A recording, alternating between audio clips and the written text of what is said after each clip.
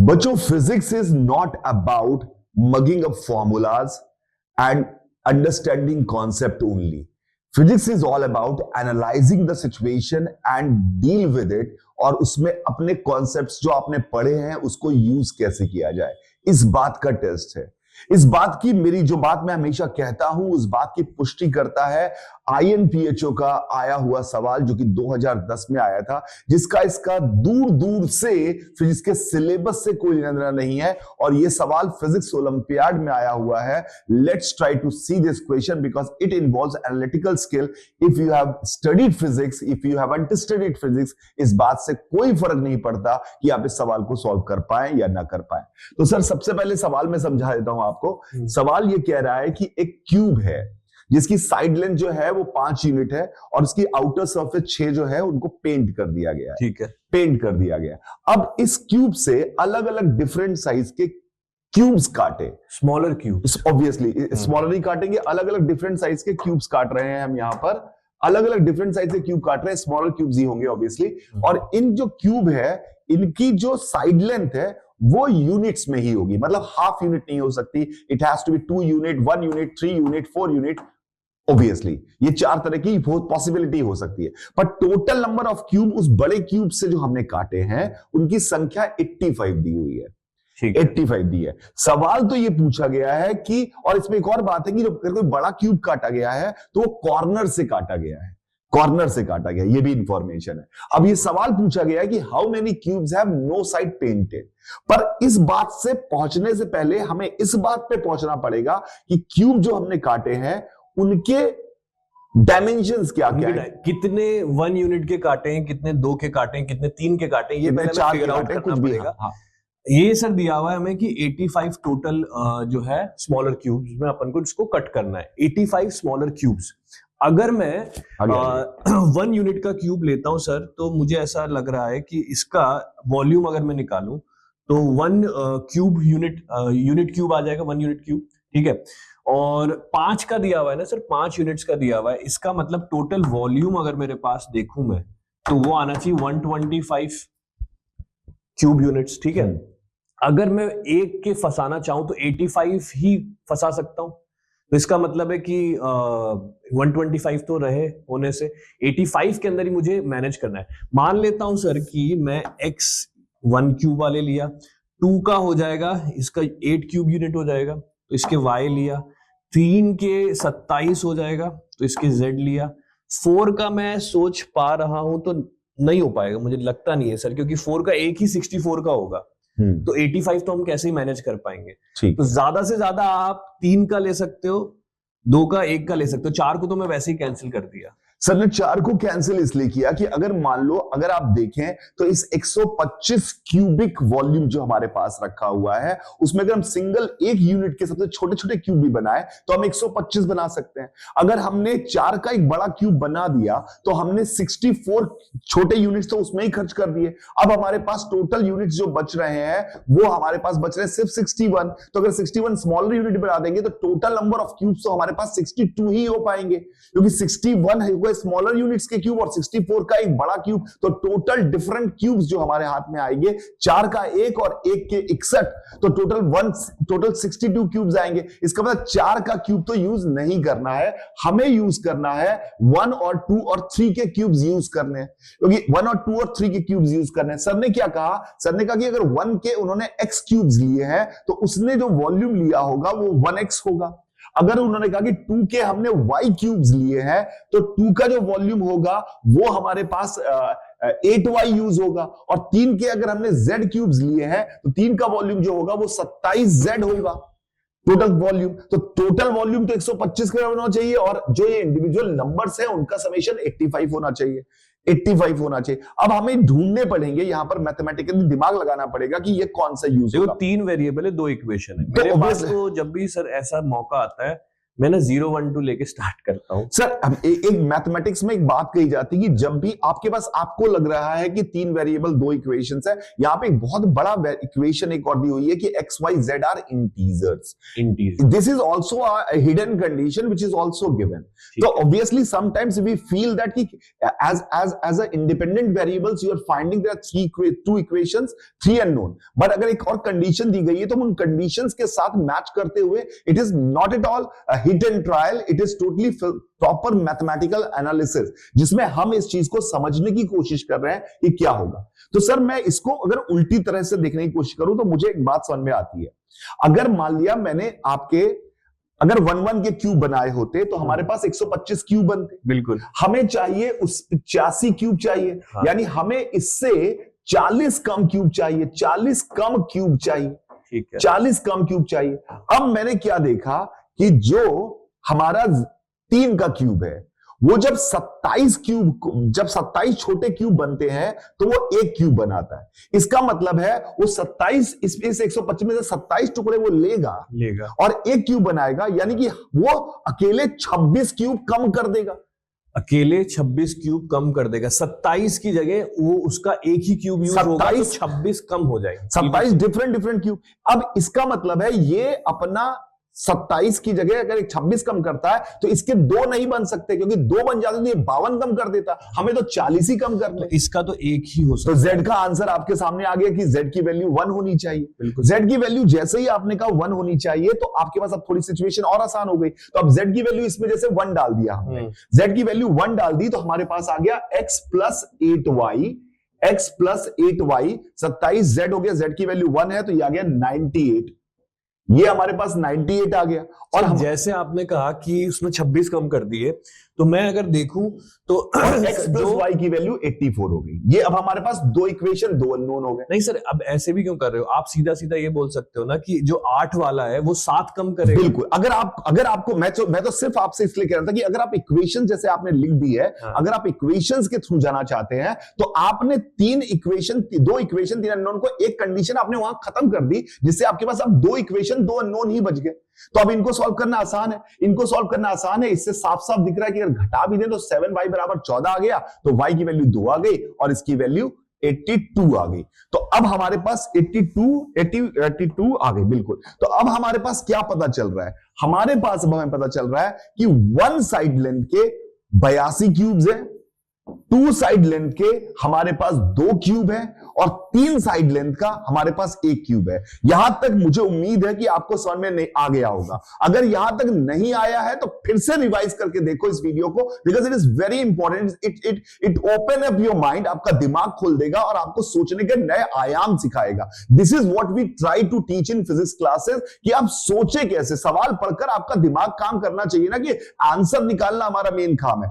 मैं यहां पर कोई रिसर्च नहीं कर रहे हैं, हमें एक प्रॉब्लम स्टेटमेंट दिया रहेगा और उस प्रॉब्लम स्टेटमेंट को हमें सॉल्व करना होता है। तो वो लर्निंग कैसे आएगी? वो जब आप उनके साथ खेलना आएगा आपको, आप नंबर्स के साथ मैथ्स नहीं आएगी तो फिजिक्स नहीं आएगी, बिकॉज फिजिक्स की लैंग्वेज सिर्फ मैथ्स ही होती है। बिना मैथ्स के फिजिक्स का कोई मतलब नहीं है। तो फिजिक्स के लिए मैथ्स आनी चाहिए और मैथ्स के लिए मैथ्स के लिए एनालिटिकल स्किल आनी चाहिए। That's why they have put this question in physics olympiad. Let's move further. अब हमारे पास सवाल का सर अभी सवाल जो हमारे पास है, अब हमारे पास सवाल ये है कि उस सवाल को पढ़ लेते हैं कि ये हम आज आपने ये लिख दिया कि how many cubes have no side painted. अब हमें ये पता लगाना है कि जितने क्यूब्स हमारे पास थे उनमें से कोई भी एक भी साइड पेंट ना हो, यानी उस क्यूब जो हो उसकी छयों की छयों सरफेस आपकी अनपेंटेड हो, कहीं कोई पेंट का नामो निशान ना हो। थोड़ा सा भी किनारे पे भी पेंट आ गया तो मैं उसे पेंटेड ही मानूंगा। ये नहीं कि पूरा पेंट आएगा तभी पेंटेड मानूंगा, उस पर पेंट दिखना नहीं चाहिए। ऐसे कितने क्यूब्स हैं जिन पे पेंट दिख नहीं रहा है? सर मतलब सरफेस एरिया पेंट कर दिया ऊपर का, छह सरफेस। तो मुझे जैसे मुझे अनार छीलना है तो हाँ। ऊपर की परत हटानी है, जो अंदर जो क्यूब्स है हाँ। वो जो है अनपेंटेड आए, ऊपर का छिलका किसी पे ना आए। बिल्कुल, ऊपर का छिलका किसी। तो अब आपने क्या कहा, तो हमेशा ऐसी जगहों पर यूनिट्स में खेलते हैं अपन। हमें ये जैसे हमने यूनिट्स में यहाँ पे खेला जैसे 1 के, तो हमें ये पता चल गया कि 1 के कितने, 2 के कितने, 3 के कितने, ये पता चल गया। अब हमारे पास है तो सबसे पहले हम ये देखते हैं कि ऐसे कितने यूनिट क्यूब्स है, क्योंकि हर सब में यूनिट क्यूब्स ही लगेंगे। ऐसे कितने यूनिट क्यूब्स हैं जिनमें पेंट छुआ ही नहीं गया है। तो अगर आपने ऊपर की चक से ऊपर की लेयर काट दी, तो आपने ऐसे ही ऊपर की लेयर यहां से काटी, तो आपने ऊपर की लेयर काटते ही आपने अंदर से गूदा दिखा। हाँ, इधर से काट दी, इधर से काट दी, इधर से काट दी और इधर से काट दी। अब कितने क्यूब्स बचे? अब आपके पास बीच वाला जो गूदा तो अगर 1 यूनिट के क्यूब होते ना सर, तो काफी आंसर आसान हो जाता है। हाँ, मगर इसमें फंसा दिया उन्होंने, क्योंकि एक जो है वो 3 यूनिट वाला क्यूब है, हाँ, मतलब जिसका साइज 3 यूनिट से, और 2 क्यूब ऐसे हैं जो कि 2 यूनिट से। इन्होंने एक अच्छा काम कर दिया है सर कि उन्होंने ये बोल दिया है अपन से कि जितने भी क्यूब्स हैं, bigger cubes are carved out of corners. नहीं तो ये और पेचीदा हो जाता, कॉम्प्लेक्स हो जाता, मल्टीपल सॉल्यूशंस में से अपन को पिक करना पड़ता। बिल्कुल सही बात, ठीक है। अब जैसे सर आपने ऊपर की लेयर काट दी, इधर की काट दी, तो अगर आप देखें बीच में, तो बीच में ऊपर और नीचे, दाएं बाएं, लेफ्ट राइट हर जगह से कट गया, तो तीन वाला जो टुकड़ा है बीच में वो बच जाएगा। वो जो हमारे पास है 3 वाला, 3 क्यूब का, वो टुकड़ा सिर्फ ऐसा है कि जिसमें अनपेंटेड माल है, अनपेंटेड माल है। यानी कि हमारे पास 27 यूनिट अनपेंटेड माल है, 27 यूनिट अनपेंटेड माल है, 27 यूनिट अनपेंटेड माल। क्यूबिक वो जो क्यूब होता है, हाँ, रूबिक क्यूब। अब हमारे पास रूबिक क्यूब हमारे हाथ में आ गया जो अनपेंटेड माल वाला है। अब इसका डायग्राम बनाना पड़ेगा सर, बना सकते हैं? हाँ, कोशिश करते हैं। हाँ बिल्कुल। इसका 27 जो जब हमने काट दी, ये तो हमें समझ में आ गया, 27 आ गया। हाँ। अब लेकिन 27 जो है वो बीच वाला गूदा है। अब हम, ये तो हमें मिल गया कि वहीं वो जितने क्यूब्स हैं वो जहां जहां जाएंगे, जैसे जैसे जाएंगे उसी तरफ से अनपेंटेड हमारा आ रहा है। ठीक है। अब हम सबसे पहले बड़ा क्यूब काटते हैं। सबसे बड़ा क्यूब क्या है? 3 वाला। 3 वाला बड़ा क्यूब जब हम काट रहे होंगे तो हमने किसी कॉर्नर से काटा। बिल्कुल। जब किसी कॉर्नर से काटा तो आपके पास शायद आपको विजुलाइज हो रहा हो कि आपके एक वॉल ऐसी आ गई और नीचे एक बेस आ गया, साइड में कोई जगह सी है, ऐसा बन गया होगा। मैं थोड़ी कोशिश करता हूं उस डायग्राम को बनाने की, कि आइसोमेट्रिक व्यू देखता हूं कि कितना याद है मुझे। तो मैंने यहां पर ये सिचुएशन हमारे पास है ऐसी, ये ऐसे, ये ऐसे, ये ऐसे, ये ऐसे,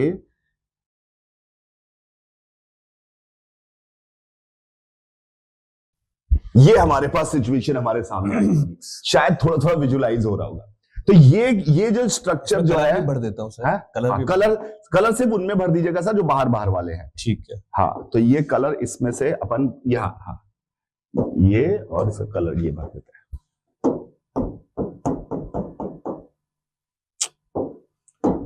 आप बात करिए। हाँ, तो ये हमारे पास सिचुएशन आ गई है। तो सर ने कहा कि आप बात करिए। अब कहा खो गए इसमें ड्राइंग में, पर ड्राइंग थोड़ी गंदी बनी, लाइनें सीधी नहीं खींची है, पर मुझे उम्मीद है, रुकिए, ये जगह थोड़ी बच गई है। तो इसको क्या करेंगे ना, इसको अगर हम इससे मिला दिया, ये से मिला दिया, अब उभर जाएगा। यही तो वर्स्ट फियर होता है ना बचपन में। यस। अब थोड़ा विजुलाइज तो हो रहा होगा कि हमारे पास स्ट्रक्चर क्या है। और ज्यादा घूरिएगा मत, घूरने पे क्या होगा कि ये चीज जो अंदर घुसी हुई है वो बाहर आ जाएगी। 2D की चीजें 3D में देखने में, ये एक बात बताऊं सर, मैंने एक्चुअली ये बना रखा है अच्छा सा। मैं सिर्फ आपको देख रहा था कि आप कितनी मेहनत कर सकते हो, ऐसे मैंने ये बनाया हुआ है पीछे। सर ने बना के रखा हुआ है। तो मेरा टेस्ट चल रहा था कि क्या मैं आइसोमेट्रिक व्यू थोड़ा थोड़ा बना सकता हूँ कि नहीं। हाँ, तो अगर आप देखें तो ये इन्होंने यहाँ पर ऐसा एक बड़ा क्यूब कॉर्नर से जब हमने काट दिया, तो ये कॉर्नर से कट गया। इन्होंने शायद छोटा क्यूब भी काट के बनाया है थोड़ी मदद करने के लिए मेरी, पर बड़ा क्यूब जब हमने कॉर्नर से कट जाएगा तो ये सिचुएशन हमारे पास आएगी। यहां का क्यूब हमारे पास हट गया है। अब हमारे पास यहां का क्यूब हट गया है, तो वो क्यूब जो है जब वो लेके गया है, तो हमारे 27 यूनिट जो छोटे छोटे यूनिट थे जिनपे पेंट बिल्कुल नहीं था, इसके ये कुछ यूनिट लेके चला गया होगा सर। बिल्कुल, इसके कुछ यूनिट ये लेके चला गया होगा। ये अनपेंटेड वाले, ये तो पेंटेड है ही, तो दिख ही रहा है साफ साफ पेंटेड है, पर ये हमारे छोटे वाले कितने यूनिट खा गया है, इसको चेक करते हैं। क्योंकि बड़े वाले जब कॉर्नर से होने हैं तो बड़े वालों में पेंट तो होगा ही होगा, सिर्फ हमें छोटे यूनिट में ही अनपेंटेड चाहिए। तो हमें देखने हमारे छोटे अनपेंटेड यूनिट तुमने कितने खा लिए। तो सर पहले बड़े वाले हटा देते हैं, तो बड़ा वाला हमने पहला हटा दिया, तो उसमें, लेकिन उसमें आप मेरे जो अनपेंटेड 27 पड़े थे उनमें से कुछ लेके भाग गए होगे यार। तो मेरे अनपेंटेड की संख्या कम होने वाली है। बिल्कुल। तो अनपेंटेड पहले 27 यूनिट थे, बड़े वाले तो अनपेंटेड आएंगे नहीं।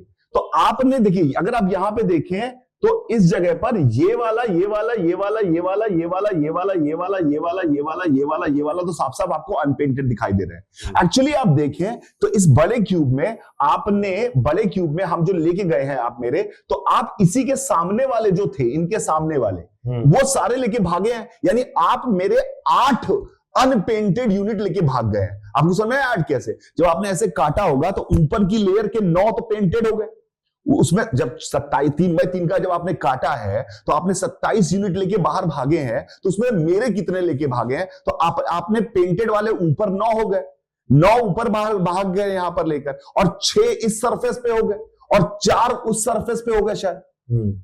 बिल्कुल सर, सही है मेरी बात? तो आप यहाँ पे 19 लेके 19 पेंटेड ले गए हो, तो आप 8 अनपेंटेड ले गए होगे, यानी मेरे 8 अनपेंटेड तो आप लेके भाग गए। तो अब मेरे पास अनपेंटेड कितने बचे? अब मेरे पास अनपेंटेड बचे 19 यूनिट अनपेंटेड बचे, 19 यूनिट अनपेंटेड बचे। मैं क्यों सिर्फ छोटे यूनिट देख रहा हूं? क्योंकि बड़े यूनिट कॉर्नर से काटे गए हैं, तो अनपेंटेड यूनिट तो सिर्फ यूनिट लेंथ के ही होंगे। बिल्कुल। तो 19 अनपेंटेड यूनिट अनपेंटेड लेंथ बची है। अब आपको काटेंगे 2, आप काटेंगे 2 के।